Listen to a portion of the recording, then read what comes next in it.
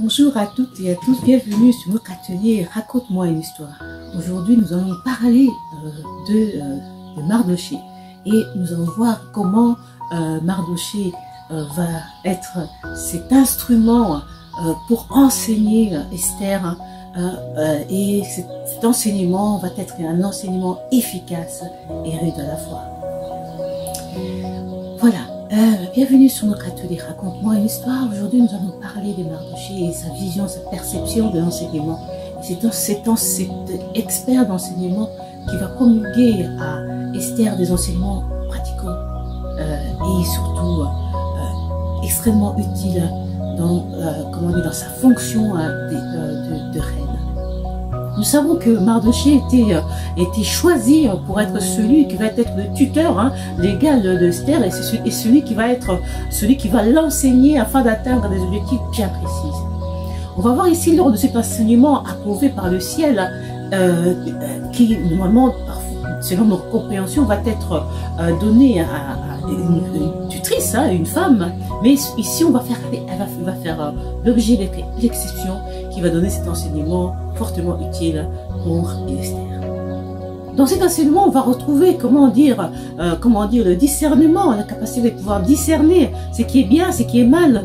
Dans cet enseignement, on va retrouver aussi comment discuter, dialoguer, communiquer avec la noblesse, avec les protocoles, comment dire, travailler dans des circonstances protocolaires, comment être distant selon comment dire les circonstances qui nous sont données. Et dans cet enseignement, on va retrouver aussi beaucoup des éléments fort utiles, des valeurs, comment respecter ces valeurs lorsqu'on est dans une situation où les conflits viennent, où comment dire les différentes personnes peuvent avoir des facettes cachées et voir une double facette lorsqu'il s'agit ici dans une fonction de pouvoir. Ici, on va rentrer clairement dans le pouvoir, dans le cœur même du pouvoir, et c'est là que efficacement et clairement que Mardoché va être cet élément qui va être un atout supplémentaire pour Esther pour pouvoir atteindre les objectifs et pouvoir toucher les cœurs du roi.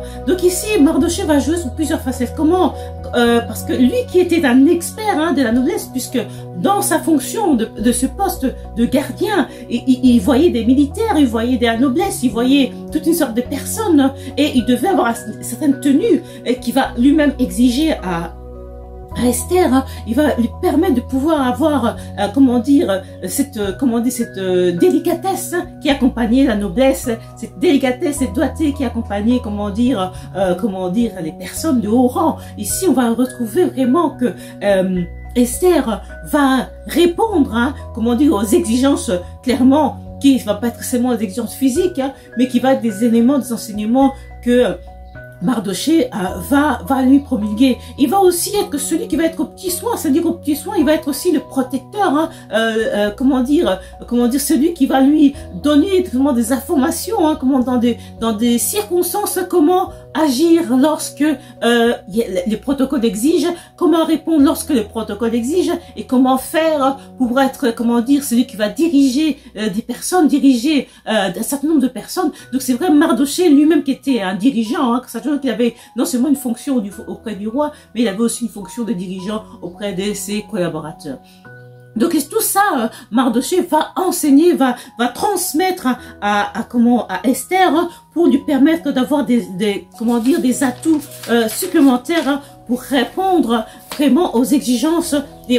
Donc ici, Mardoché va être celui qui connaissait les moindres détails de la noblesse. Il connaissait, il avait parfois par son amitié ou par ses relations, peut-être des contacts pour savoir ce que aimait le roi et peut-être des bijoux, peut-être quel type de robe, quelle couleur était le roi, parce que lorsqu'on est dans une fonction d'accueil, tous ces éléments-là, on les connaît parfaitement, parce qu'un bon agent d'accueil connaît vraiment le roi, connaît son travail avec précision. Donc ici, Mardoché va être cette personne qui va vraiment donner des éléments complémentaires à Mardoché et pouvoir éclairer et donner cette clairvoyance, on va dire, à Esther pour qu'elle puisse discerner lorsque parfois on a des individus qui viennent dans la fonction d'accueil avec des faux papiers, par exemple, avec des faux arguments. Et ici, Mardochée va permettre à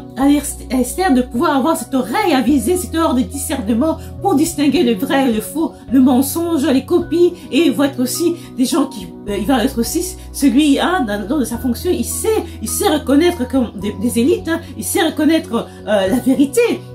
Donc ici, Mardochée va être aussi cette personne qui va permettre à Esther de discerner la vérité du mensonge lorsque cela s'avère nécessaire, et surtout, il va être aussi celui qui va l'enseigner à savoir parler lorsque nécessaire et comment se tenir à la table et comment accueillir des personnes. Donc Mardochée connaissait tous ces détails, connaissait tous ces infimes parties qui étaient liées à sa fonction, et celui-ci va le transmettre à Esther d'une manière indirecte. Et donc on va voir ici que Mardochée est l'atout, le bijou, le collier, l'élément supplémentaire, l'atout supplémentaire que Esther avait en plus de ses concurrentes. Donc ces enseignements, ces détails, ce souci de détail dû à sa fonction, dû à son travail, va être transmis à Esther. Et donc c'est là qu'on va voir la différence, qu'on va faire cette différence entre Esther et les autres, et qui va choisir en plus de sa foi. Et Mardochée va transmettre également sa foi à Esther, c'est-à-dire qui va lui permettre de pouvoir lui faire comprendre que lorsque on est dans une fonction de pouvoir, parfois on peut perdre même sa foi, comment dire, on peut douter de sa foi, et parfois il faut prendre des positions et être ferme dans ses positions, et ça peut arriver dans le long terme qu'on puisse dévier. Et ici Mardochée va aussi enseigner cela à Esther, qui va elle-même le vivre, puisque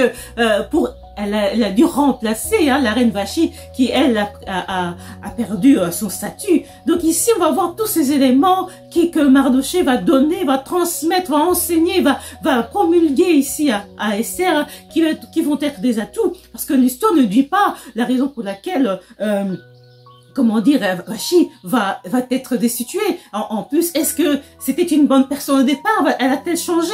A-t-elle, comment dire, respecté ses engagements? Ou elle n'avait pas l'habitude de respecter ses engagements? Quelle était son attitude au départ? L'histoire ne nous dit pas. On dit seulement qu'elle a commis une faille, et cette faille, comment dire, la destituer, a permis pour ses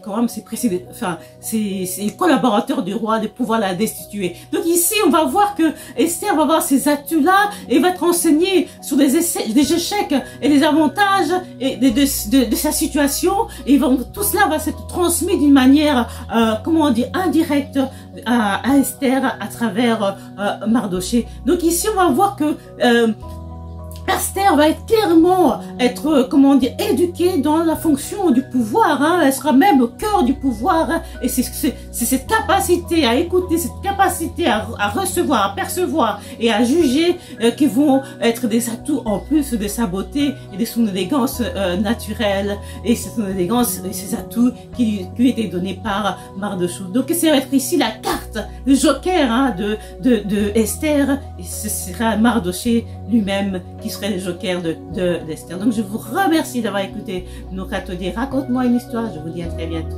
Merci.